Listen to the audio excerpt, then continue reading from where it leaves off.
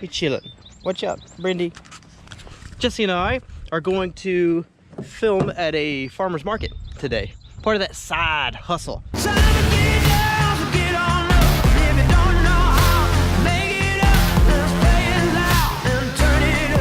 We're at the farmer's market. I just saw my mom. I'm so excited. Perks of a small town.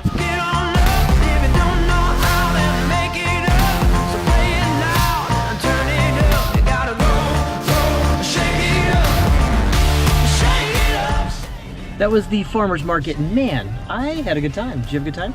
Heck yeah. My favorite was the little boy who ground the cornmeal and the little girl who made the soaps and stuff like that. But a very close second was the little girls who were selling cactus for $1 and rocks for $1. Bottle caps, 10. The bottle with the cactus on top, $1. Shotgun shell was too much. So stinking precious. They argued back and forth. No, it's 10 cents. No, it's $10. Okay, no, it's 10 cents. all No, it's these $10. bottle caps are $10. 10. No, 10 cents. Only 10 cents. Well, girls, you're in luck. I just have to have this guy right here, that Coca-Cola, and I will pay you $5. Is that a deal? $5 for those two. Are you sure? Yes. Okay. Look what we got. Look at that. Finally. We got Lollipop. They got Jared. Jared's a sucker. They got me good. I love those little girls. Sorry for the wind. It's Texas. Windy every day, per day. We are about to check and see if our goat fence that we just put up is working. If it's not, we're gonna work through some other stuff. And notice, I have a different hat on. Different hat. Jesse's looking at me like, why does that matter? Well, I like to change. I like to have a work hat for a work situation. This morning was my Lingleville hat for my filming situations. This is for my work situations. I like to wear this hat when I'm filming other people.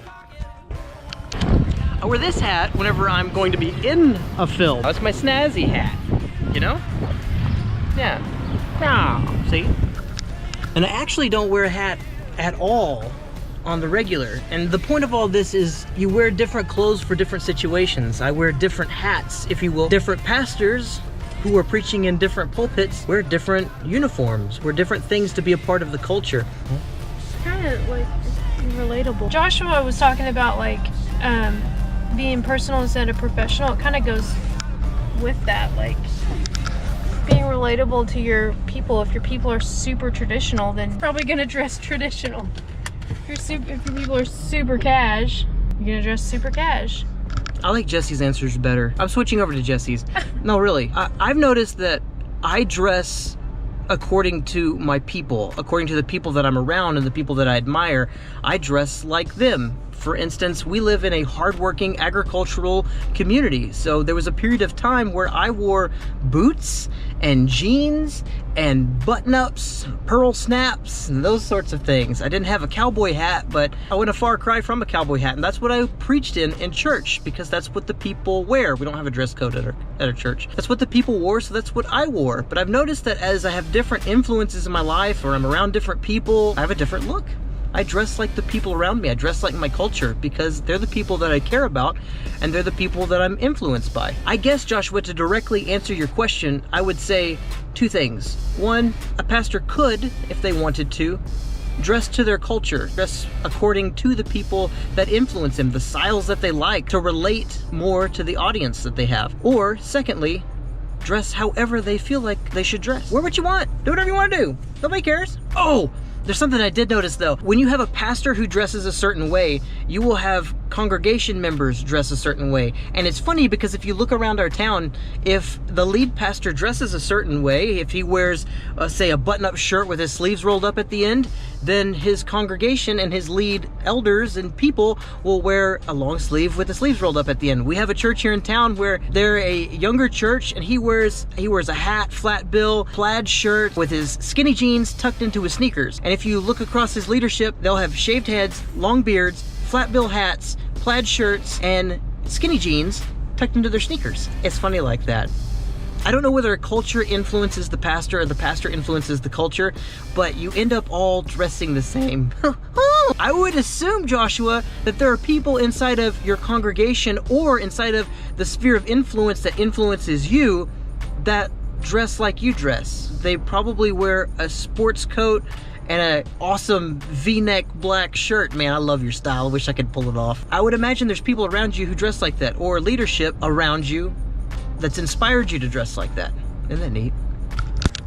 You know, with all of this talk about style, it makes me wonder if you've always had the same style, Joshua, because, you know, I do recall a time when Chance Cordova, he let it all out there. He had multiple different styles, actually.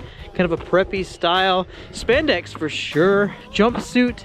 Also made me think about your development as a speaker, as a presenter, as a performer. I've seen you really command an audience when you're online. I would imagine it's the same in your preaching. Actually, I've seen a couple of your videos preaching. Your voice sounds like a radio voice. A radio voice. And I wonder if there was ever a time whenever you weren't so good. When things didn't go so well, was there ever a baby Joshua working some kinks out, performances, or anything where things didn't go? What was the development like? I don't know what I'm trying to ask here, but what was your development like? Were you always a great performer? Were you always a great speaker? Was there ever like a coming of an age, ain't nothing but a hound dog time? Was there anything developmental that spurred you on? Or were you always just that good? That's my question for you. Were you always a speaker, natural born speaker, leader? Or was it development? I gotta know. All right, guys, that's gonna do it for me today. Quick, down and dirty day. Did some work, answered some questions about style, and asked Joshua a question. If you guys are enjoying tasting and seeing the extravagant love of God, go ahead and stick around. That's what this channel's all about. Hit subscribe if you aren't already. Smash the like button if this video has earned it. Otherwise, I will see you tomorrow, 8 a.m. whenever we find out what question Joshua has for us, and we'll answer it, because that's what we do here. We'll see you in the next one. Happy Easter. I'm out.